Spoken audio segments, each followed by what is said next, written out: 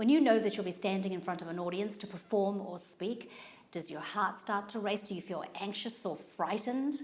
You're not alone, and you'll be surprised to learn how many of your favorite superstar performers have had to overcome dreadful stage fright that's left them physically sick or even running off stage to get away. All life is a performance, and on our stage we must present ourselves. So today I'm going to give you 5 tips to help you with your performance skills. Welcome to Morning Tea. Hi, I'm Joanne, business owner and entrepreneur, licensed yacht helmsman, mother, grandmother, and musical artist.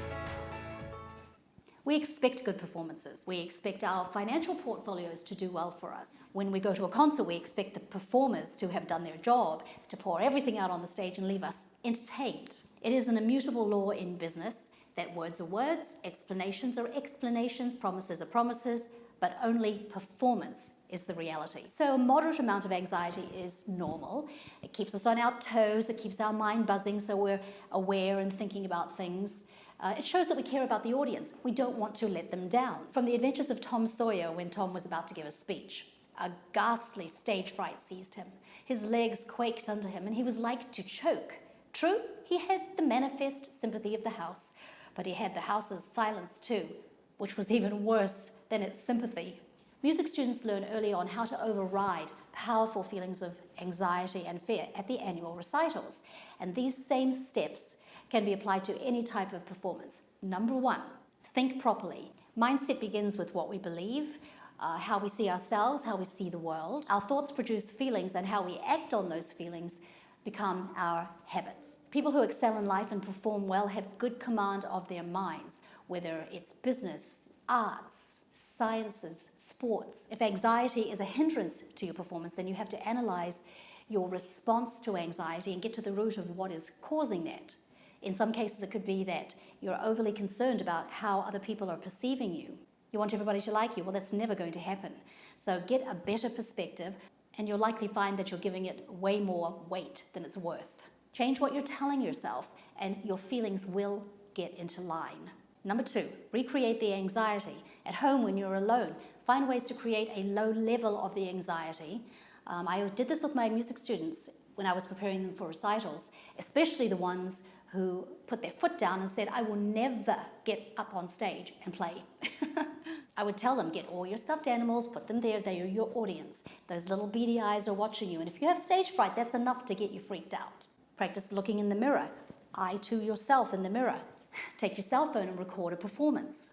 After you've gained some confidence, invite 1 or 2 of your closest friends or family members to come over and perform for them. Go through the entire scene from you're waiting in the wings, you walk up to the stage, you announce, make sure you smile, smile sets your mood, sit down, execute the piece, get up, bow to the applause and walk off stage. It's very important that you practice every single step.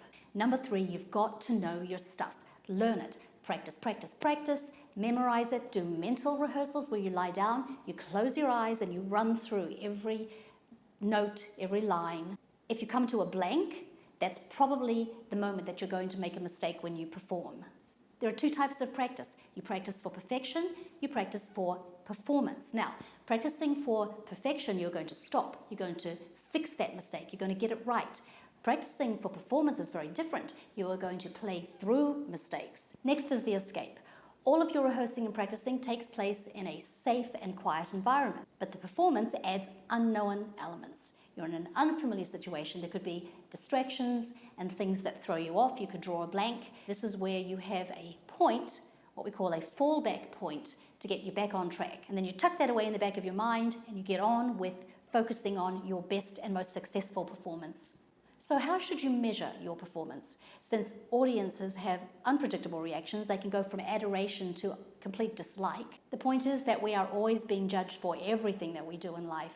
Some people will applaud us, some people will be unimpressed, and some people will just be vicious. But at the end of the day, you have to be left with the satisfaction that you prepared well and you did your best. That's all you can do. If you have any thoughts about performance or any tips you'd like to offer, drop them into the comment section below. Make sure you subscribe, and I will see you next time. I will sing in the morning, I will